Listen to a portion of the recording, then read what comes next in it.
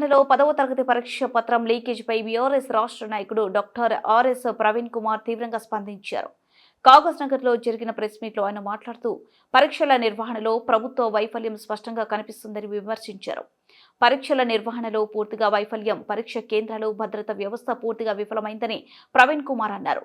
లీకేజీని ప్రశ్నిస్తే ప్రతిపక్షాలపై కేసులు పెట్టడం ఏంటని నిలదీశారు. పోలీసులు, అధికారులు, ఇన్విజిలేటర్లు అందరూ ఉండగా పేపర్ లీకేజ్ ఎలా జరిగింది, నిందితుడు వెనుక ఎవరున్నారు అని ప్రశ్నించారు. కేటీఆర్పై ఎస్సీ ఎస్టీ అట్రాసిటీ కేసుపై స్పందన. కేటీఆర్పై ఎస్సీ ఎస్టీ అట్రాసిటీ కేసు పెట్టడాన్ని ప్రవీణ్ కుమార్ తప్పుపట్టారు. 125 అడుగుల అంబేద్కర్ విగ్రహం పెట్టినందుకు, దళిత బంధు అమలు చేస్తున్నందుకు, గురుకులాలు స్థాపించినందుకు కేసు పెట్టారా అని ఆయన ప్రశ్నించారు. అట్రాసిటీ కేసు అసలు ఎవరిపై పెట్టాలో చూస్తే 80 మంది గురుకుల విద్యార్థులు మరణానికి బాధ్యులైన రేవంత్ రెడ్డి ప్రభుత్వంపైనే కేసు నమోదు చేయాలని డిమాండ్ చేశారు. అదేవిధంగా మరి ఈ పేపర్ లీకేజ్ వ్యవహారం వెనుక మరి విద్యాశాఖ మంత్రి మీరే కదా రేవంత్ రెడ్డి గారు, మరి దీని మీద పూర్తి స్థాయి విచారణకు ఆదేశించి దీని వెనుక ఎవరున్నారు, ఆ వేముల వీరేశం గారి మనుషులు ఉన్నారా లేకపోతే ఎవరు మనుషులు ఉన్నారు అనేది క్లియర్గా మీరు మరి పూర్తి స్థాయి విచారణకు ఆదేశించి వాళ్ళ మీద కేసులు పెట్టి దీని లోతుల్లోకి పోవాలి కదా.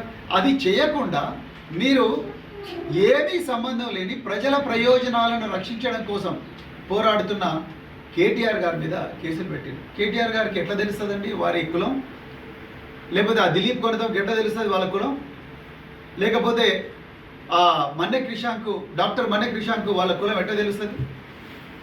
ఒకవేళ తెలిసినా కూడా వాళ్ళని కులం పేరుతో ఏమన్నా దూషించిండు ఆయన. ఆ విద్యార్థుల్లో కూడా ఎస్సీ ఎస్టీ విద్యార్థులు ఉన్నారు కదా, మరి వాళ్ళ ప్రయోజనాల గురించి కూడా కొట్లాడుతున్నారు కదా. ఆ విషయం వీళ్ళకు గుర్తుకు రావడం లేదా? అంటే బ్లైండ్గా వీళ్ళ మీద కేసు పెట్టండి, బ్లైండ్గా వీళ్ళని జైలుకు పంపించాలి అన్న ఆలోచనతోనే ఈరోజు ఇక్కడ తెలంగాణలో పోలీసు రాజ్యం లేకపోతే రేవంత్ రెడ్డి రౌడీ రాజకీయమే నడుస్తుంది తప్ప ఇంకోటి కాదు అని చెప్పేసి నేను ఈ సందర్భంగా చెప్తున్నాను.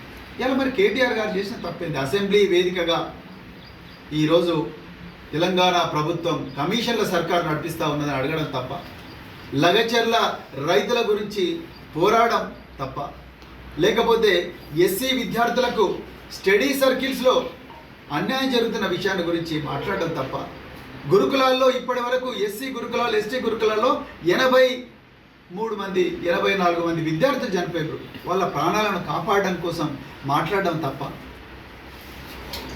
కేసీఆర్ గారు ఎంతో గొప్పగా ఎంతో ముందు చూపుతో పెట్టిన గురుకులాలను ఈరోజు రేవంత్ రెడ్డి ప్రభుత్వం మూసేస్తూ ఉన్నది. వాటికి అద్దె కూడా చెల్లించడం లేదు. మరి వాటి గురించి మాట్లాడడం తప్ప అది అట్రాసిటీ అవుతుందా? విద్యార్థుల భవిష్యత్తు గురించి మాట్లాడడం అట్రాసిటీ అవుతుందా? లేకపోతే ఈ గూడుపుటాని ఈ మాఫియా గ్యాంగ్ ఏదైతే పేపర్ లీక్ చేసిందో వాళ్లకు అక్కడ స్థానిక ఎమ్మెల్యే, స్థానిక కాంగ్రెస్ నాయకులు